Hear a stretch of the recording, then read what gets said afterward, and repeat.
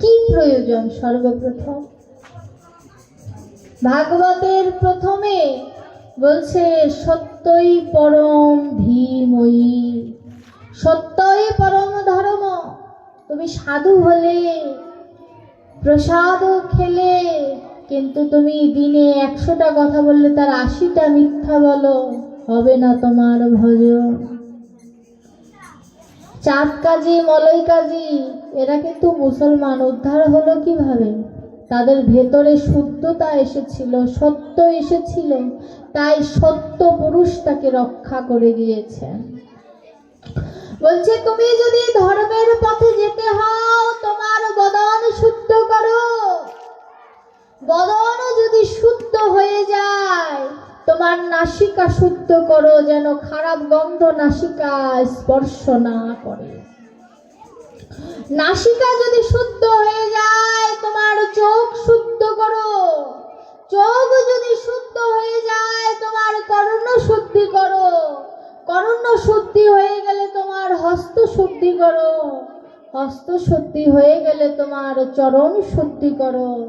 চরণ শুদ্ধি হয়ে গেলে তোমার পূর্ণাঙ্গ দেহ যেদিন শুদ্ধ হয়ে যাবে, সেদিন ভক্তি সোহাগা দিয়ে গোবিন্দের চরণে সমর্পণ করে দাও। গোবিন্দ তোমায় জানিয়ে দেবে তোমায় আমিষ বর্জন করার কথা। এক চান্সে কেউ ভার্সিটিতে পড়তে চাইলে কি তার ভার্সিটিতে পড়া হবে? আপনি হুট করে মাছ মাংস ছেড়ে দিলে আপনি 10 দিন পরে হাসপাতালে ভর্তি হয়ে যাবেন, কোনো ভুল নেই এতে, আমিষের ঘাটতি দেখা দেবে। তাই শাস্ত্র বলছে অল্প অল্প করে ত্যাগ করো, পুরোপুরি বৈরাগ্য। স্বয়ং মহাপ্রভুরই একবারে বৈরাগ্য আসে নাই, আমার আপনার আসবে কিভাবে? মহাপ্রভুর বৈরাগ্য এলো কবে? যেদিন পিতার পিণ্ড দান করতে যেদিন গয়ায় গেল, ঈশ্বরপুরীর সাথে যেদিন দীক্ষা নিলেন, তারপরে ধীরে ধীরে তার ভিতরে বৈরাগ্যের সৃষ্টি হয়েছে। তার আগে গৌর হরি ভেতরে ছেলেমিপনা ভাব ছিল, স্বভাব ছিল। এগুলো তো মহাপ্রভুরই কথা। আমার ভগবান কৃষ্ণ শান্ত হলেন কবে? তিনি তো চঞ্চল। শান্ত হলেন কবে? যেদিন তার দায়িত্ব আসলো। কোন দায়িত্ব? দ্বারকার দায়িত্ব যেদিন তার হাতে এলো, সেদিন তিনি নিজেকে শান্ত করলেন।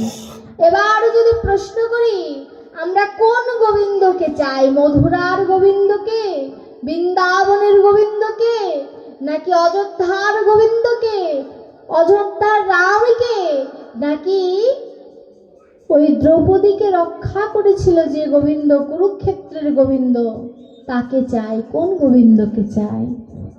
ভাগবত বললেন তুমি যদি মধুরার গোবিন্দকে চাও, মধুরার গোবিন্দ রাজা, রাজার কাছে কোনো ক্ষমা নাই, তোমার ক্ষমা হবে না। তুমি যদি কুরুক্ষেত্রের গোবিন্দের কাছে যাও, তাহলেও তোমার ক্ষমা হবে না, কারণ সেখানে গীতার আদর্শ আছে, সেই আদর্শ তোমার মধ্যে নাই, ক্ষমা হবে না। তখন ভাগবতে পরীক্ষিত বললেন আমি বৃন্দাবনের গোবিন্দকে চাই। কেন? কারণ বৃন্দাবনের গোবিন্দ ভালো মন্দ বোঝে না, ও যে সবাইকে অজাচারে গ্রহণ করে, ওর কাছে যে কোনো ভক্ত অভক্ত নাই, সবাইকে সে গ্রহণ করে। তাই বৃন্দাবনের গোবিন্দকে আমরা সবাই চাই। বৃন্দাবনের গোবিন্দের এটাই ভালো স্বভাব, সে ভালো মন্দ বোঝে না। সে যে মায়ের গোপাল চুরি করে ননি খায়, এটাই তার পরিচয়। সে রাধারানীর প্রাণবল্লভ, এটাই তার পরিচয়। এছাড়া তার আর কোনো পরিচয় নাই। তাই তো সে ভক্তদেরকে ভালোবাসে, সবাইকে আপন করে নেয়, কোনো দ্বিধাদ্বন্দ্ব তার ভেতরে না। তাই যদি পেতে হয় বৃন্দাবনের গোবিন্দকে, তাহলে তো রাধারানীর মতো করে ভালোবাসতে হবে, সখাদের মতো করে ভালোবাসতে হবে, অথবা মা যশোদার মতো ভালোবাসতে হবে। আমার গোবিন্দ কতটা বিনয়ী, যে একটি লীলা আমরা স্মরণ করি। জাতিতে তারা ছিল গোয়ালা, ঘোষ। ঘোষের কর্ম কি? গরু দহন করে মিষ্টি পায়েস ছানা এগুলো তৈরি করা, তাই না? নবলক্ষ ধেনু।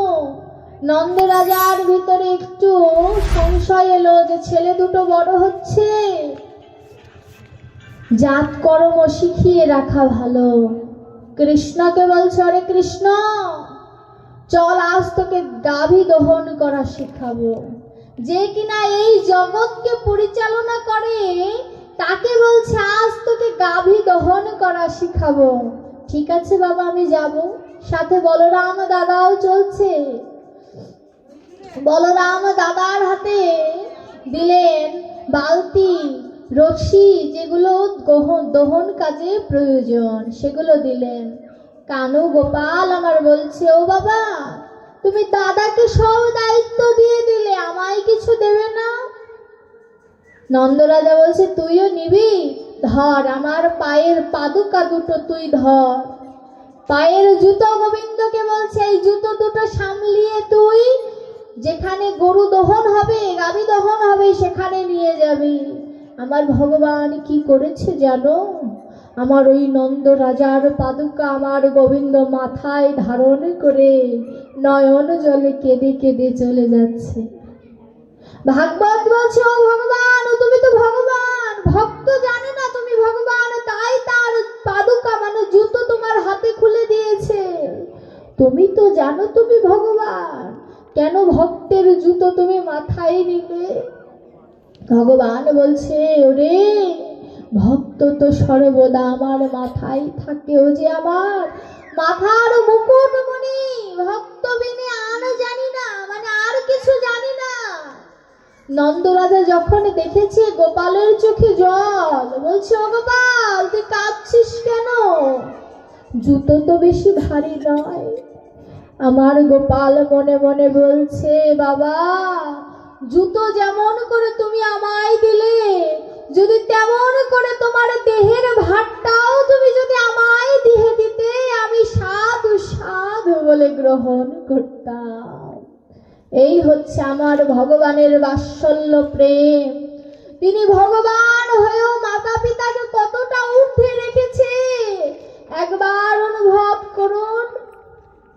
জীবকে শিক্ষা দিচ্ছে, ওগো জীব দেখে নাও কিভাবে সম্মান করতে হয়। আমি ভগবান, তাতে কি?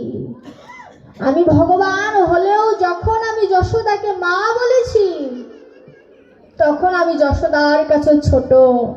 আমি যখন নন্দ রাজাকে পিতা বলে সম্বোধন করেছি তখন আমি নন্দ রাজার কাছে ছোট। তাদের কাছে আমি অসীম নই গো, তাদের কাছে আমি সসীম। এই যে ভাগবতের উপাখ্যানগুলো আমাদেরকে শিখিয়ে দেয় নিজের জীবনটাকে কেমন করে পরিচালনা করতে হবে, কেমন করে পরিচালনা করলে গোবিন্দকে পাওয়া সম্ভব, কেমন করে পরিচালনা করলে গোবিন্দ গ্রহণ করবে না, সেটাও ভগবান আমাদের জানিয়ে দেয়। এই যে ভগবানকে ডাকার জন্য ভগবান পূজা পার্বণ একাদশী এত কিছুর সৃষ্টি করেছে, তারপরেও আমরা একাদশী বলুন, পূজা ব্রত এগুলো সহজে পালন করতে চাই না। যেমন একটা উদাহরণস্বরূপ বলি, একাদশীর দিন আমরা অনেকেই আছে রুটি সেবা করি, করি না? অনেকে করি, কিন্তু পঞ্চশস্যের মধ্যে গম একটি, রুটি খাওয়াটা কিন্তু সেদিন চলে না। কিন্তু আশ্চর্যের বিষয় কি জানেন? যেদিন আমরা ভাত খাই সেদিন আমাদের খিদে কম লাগলেও একাদশীর দিন আমাদের বেশি খিদে লাগে। কেন? কারণ ওদিন কলির প্রভাব থাকে বেশি। কারণ কলি সেদিন ওই পঞ্চশস্যের মধ্যে পাপ পুরুষ নামে লুকিয়ে থাকে। সেদিন ওই গম আটা খাওয়া মানে সাক্ষাৎ পাপ ভক্ষণ করা। এর জন্য একাদশীর দিন ফল খান, সাবু খান, সবজি রান্না করে খান, কত কিছু তো আছে খাওয়ার মতো। আমার ভাতই খেতে হবে, রুটিই খেতে হবে। যারা একাদশী করি তাদের উদ্দেশ্যে আমার বলার, যারা একাদশী করতে পারি না তারা অন্তত একাদশীর আগের দিন, একাদশীর দিন, দ্বাদশীর দিন, এই 3 দিন অন্তত নিরামিষ খান। আর যারা একাদশী করেন তাদের তো দ্বাদশীর দিন, অনেক জায়গায় দ্বাদশীর দিন রাত্রে মাছ খায়, আমার নিজে চোখে দেখা। দ্বাদশীর দিন তো মাছ স্পর্শ করাই যাবে না। এবং একাদশীর আগের দিন সংযমে থাকতে হয়, আহার শুদ্ধ করতে হয়, কথা শুদ্ধ করতে হয়। সব থেকে উত্তম কি জানেন? একাদশীর দিন মৌন থাকা, মানে কথা কম বলা। গোবিন্দময় কথা ছাড়া অন্য কথা একাদশীর দিন বলাই উচিত না। যারা একাদশী করেন এখন বলতে পারেন, আগেকার দিদিমারা দাদুরা তারা তো রুটি খেয়ে একাদশী করেছে, তাহলে আমরা করতে সমস্যা কি? না জেনে সাপের বিষ খাইলেও কিছু হয় না, কিন্তু আপনি তো জানেন। তারা জানতো না বিধায় ভুল করেছে, তাদের একাদশী সার্থক হয়েছে। কেন জানেন? কারণ না জেনে যদি কেউ অন্যায় করে, ভাগবত বলছে তার ক্ষমা আছে, কিন্তু জ্ঞান পাপীর কোনো ক্ষমা নাই। অর্থাৎ যার ভেতরে জ্ঞান আছে তারপরেও পাপ করছে, এই পাপীর ইহজগতে কেন পরকালেও কোনো ক্ষমা হবে না। তাই এই যে আজ আমি জানিয়ে রাখলাম, গোবিন্দকে যদি আপনি বলেন, হে গোবিন্দ আমি জানতাম না, আমি তাই রুটি খেয়েছি, গোবিন্দ সেদিন সাক্ষী স্বরূপ আমাকেও নিয়ে যেতে পারে যে সেদিন তুমি বলেছিলে একাদশীর দিন আটা ময়দা খেতে হয় না। এর জন্য যারা একাদশী করো তারা রুটিটা খেও না। আর যারা একাদশী করতে পারো না তারা চেষ্টা করো, না পারলেও বছরের যে প্রধান একাদশীগুলো আছে সেগুলো পালন করো। তাও যদি না পারো অন্তত নিরামিষটা আহার করার চেষ্টা করো, তবু কিঞ্চিৎ কৃপা হলেও হতে পারে। আর সংসারের মায়েদের আমি বলবো, স্নান না করে কোনোদিন রান্নাঘরে ঢুকবে না। ওই রান্নাঘরটা মা অন্নপূর্ণার জায়গা, এর জন্য স্নান করে সর্বদা রান্নাঘরে ঢুকবে। রান্নাঘরটা মেয়েদের একটা প্রধান একটা জায়গা, এবং চুলা ধরানোর সময় ভাগবতে বিধান আছে মা অন্নপূর্ণাকে স্মরণ করে রান্না করতে হবে। সেটা তুমি আমিষই করো আর নিরামিষই করো, তাকে স্মরণ করতে হবে, কারণ অন্নপূর্ণাই তার নাম। এর জন্য স্নানটা বাধ্যতামূলক। স্নান করে তুমি যদি সকাল সকাল গোবিন্দের পূজা দিয়ে ঘরের সব কাজ করো, দেখবে তোমার সেই দিনটা ভালো যাবে। এক সপ্তাহ বা এক মাস তুমি অভ্যাস করো, দেখবে দ্বিতীয় মাস থেকে তোমার মন তোমাকে বলবে যে আজ পুজো দিলাম না, আমার ভালো লাগছে না। আর দ্বিতীয় কথা, পুজোটা শুধু মায়েরাই করবে, বাবারা করবে না, বিষয়টা এমনও নয়। পূজা কিন্তু 100 বার দিলেও ক্ষতি নাই। দেই তো একটা কিসমিস, 100 বার দিলে আর কি হবে? বাবারাও পূজা দিবেন। স্নান করার পরে পূজা দেন আর না দেন, অন্তত ভগবানের সামনে কানে ধরে একটু ক্ষমা চাবেন, গামছাটা পরে বা উত্তরিয়াটা পরে, যেভাবেই হোক ধুতি পরে ভগবানের সামনে একটু দাঁড়িয়ে একটু ক্ষমা চাবেন যে ভগবান যা করছি নিজ গুণে ক্ষমা করে দিও, আর যা করব সেটাই তোমার নজর রেখো, যাতে বিপথে না যায়। যে সংসারে তুলসী গাছে নিত্য তুলসী বন্দনা করা হয়, তুলসী জল দেওয়া হয়, সেই সংসারে অমঙ্গল খুব কম আসে, সেই সংসারে কলির প্রভাব কম আসে। দেখবেন কিছু সংসারে কলহ লেগেই থাকে, বুঝতে হবে ওই সংসারে ধর্মের কোনো ঘাটতি আছে কোথাও না কোথাও, যেটা ক্ষুদ্র চোখে দর্শন করা যায় না। তাই ভগবানকে ডাকতে হবে, প্রতিদিন গীতা পাঠ করতে হবে।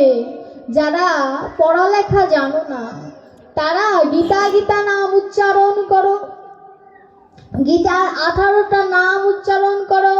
আমরা একটু সবাই হাত জোড় করে একটু উচ্চারণ করি।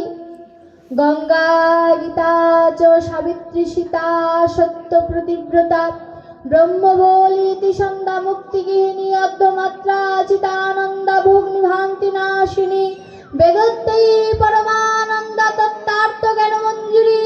ওম গীতা ওম গীতা ওম গীতা, জয় জয় গীতা পৃথিবীমানন্দে। হরি হরি বলো, হরি মানুষেরই জানা আছে আমার মনে হলো। তাহলে 18টা গীতার নাম উচ্চারণ করো। আর যারা পড়তে জানো তারা প্রতিদিন এক অধ্যায় করে যদি কেউ গীতা পাঠ করে, তার 10 মিনিটের বেশি লাগার কথা না। গীতা পাঠ করুন। মালা জপ করছেন 6 মালা 14 মালা, কিন্তু গীতা পাঠ করছেন না, এতে কিন্তু লাভ হবে না। মালার আগে গীতা পড়তে হবে। গীতা পাঠ করে মালার আশ্রয় নেই। শুধু মালা জপ করতেই থাকলাম, গীতা পাঠ করলাম না, তাতে হবে না। দুটোই করতে হবে।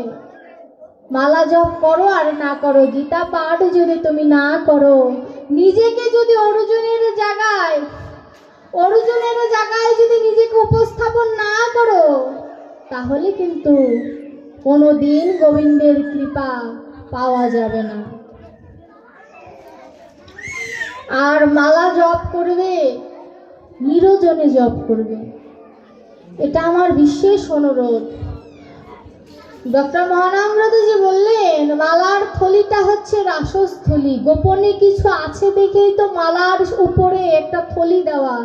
কাউকে কোনোদিন দেখছেন মালার ভিতর থেকে মালা বের করে টুটু করে ঘুরে ঘুরে মালা জপ করছে? কেউ এখন পর্যন্ত এই সাহস দেখায় নাই।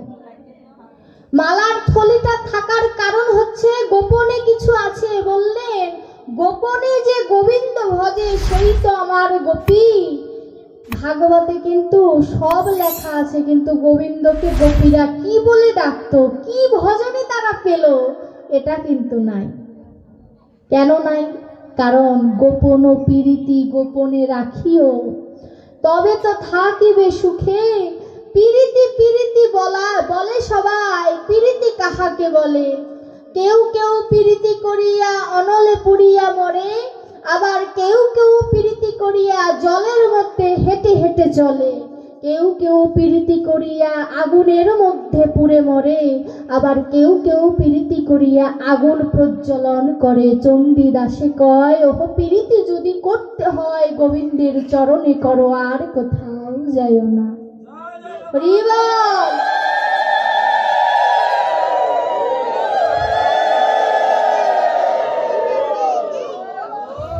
আমরা যে পথটি স্মরণ করলাম, সেই পথটি বিদ্যাপতি চণ্ডীদাসের পথ। চণ্ডীদাস জানিয়ে দিলেন, প্রীতি মানে ভালোবাসা, এটা দেখানোর জিনিস নয়। আবার বলছে, যত ব্যক্ত তত ত্যক্ত, যত পোক্ত, যত শক্ত তত পোক্ত। বলছে, যত ব্যক্ত করবে ভজন, তত ভগবান তোমায় ত্যাগ করে দেবে, আর যত নিজেকে শক্ত করে রাখবে, ভগবান তোমাকে আগলিয়ে রাখবে, পোক্ত হয়ে যাবে।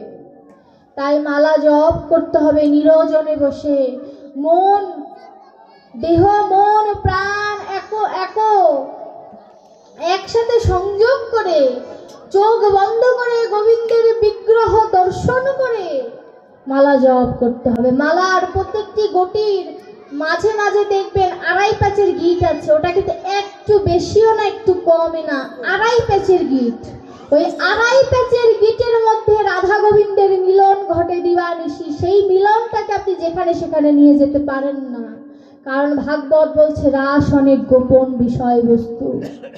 এই রাসটাকে যে ভক্ত, যে পাপী উন্মিলন করবে, তার ধ্বংস হয়ে যাবে।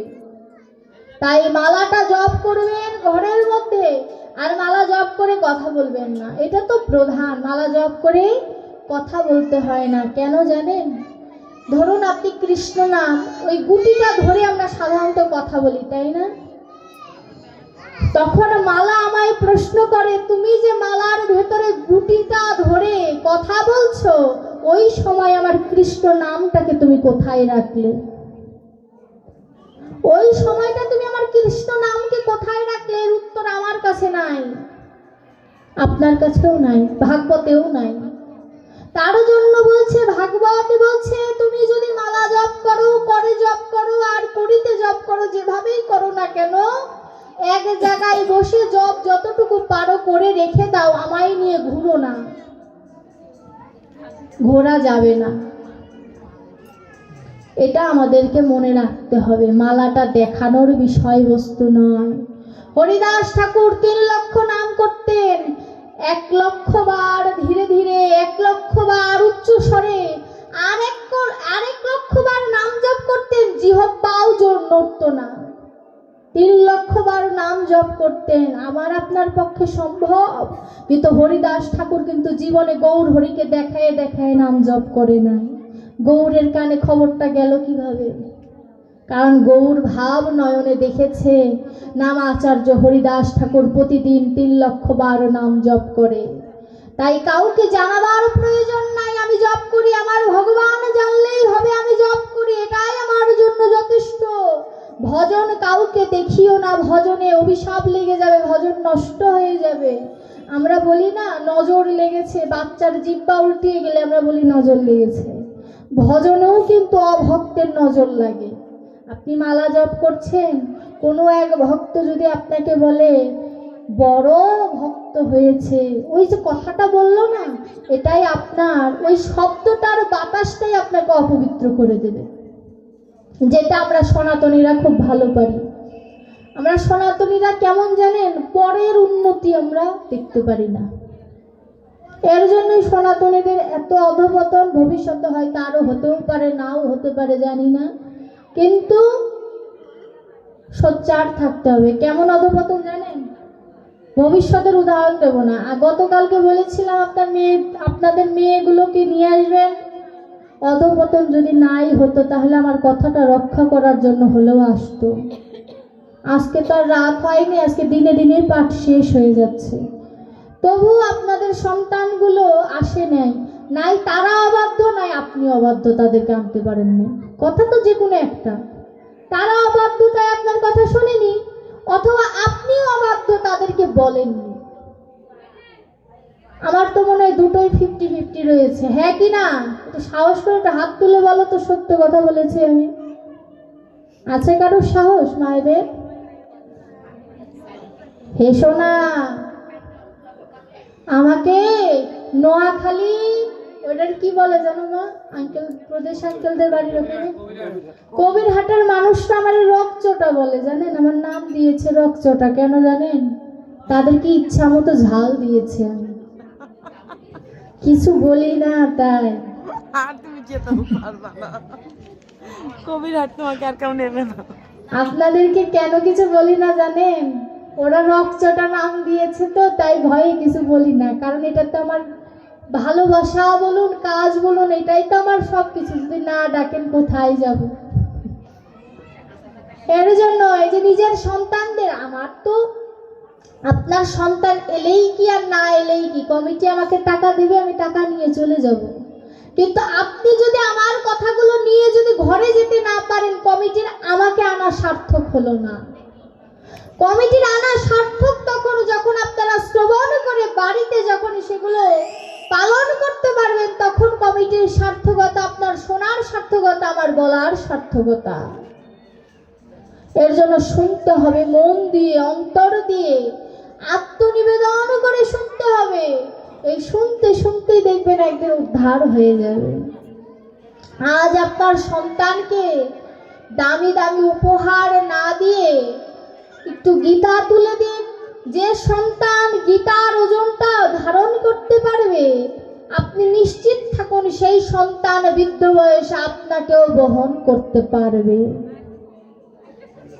নিজেকে ধর্মের প্রতি সমর্পণ করে দিন, ধর্ম আপনাকে রক্ষা করবে। ধর্মকে ভালোবাসতে হবে, তাহলে ধর্ম আপনাকে ভালোবাসবে। কলির প্রভাবটা তো এখানে।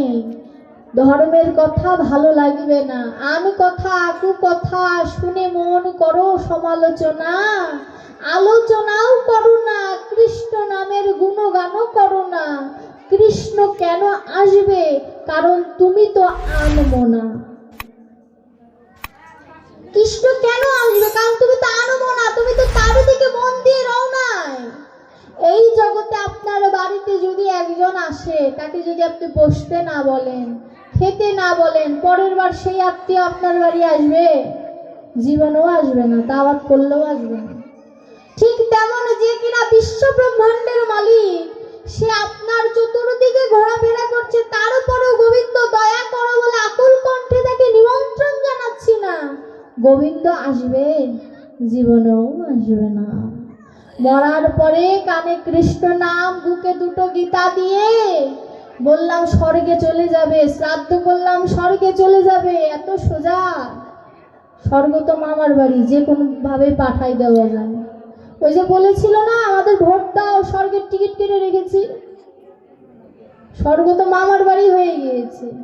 এইগুলো থেকে বের হয়ে আসতে হবে। কোনোদিন শ্রাদ্ধ মানে শ্রদ্ধা, শ্রদ্ধার সাথে অর্পণ করা হয়। সন্তান তার পিতার জন্য ভিক্ষা চায় যে হে ভগবান, পিতার যদি কোনো অন্যায় থাকে, সেই অন্যায়ের ঋণ আমি পুত্র কথা দিচ্ছি এই ধরাধামে আমি বহন করব, তবু আমার পিতাকে তুমি রক্ষা করো।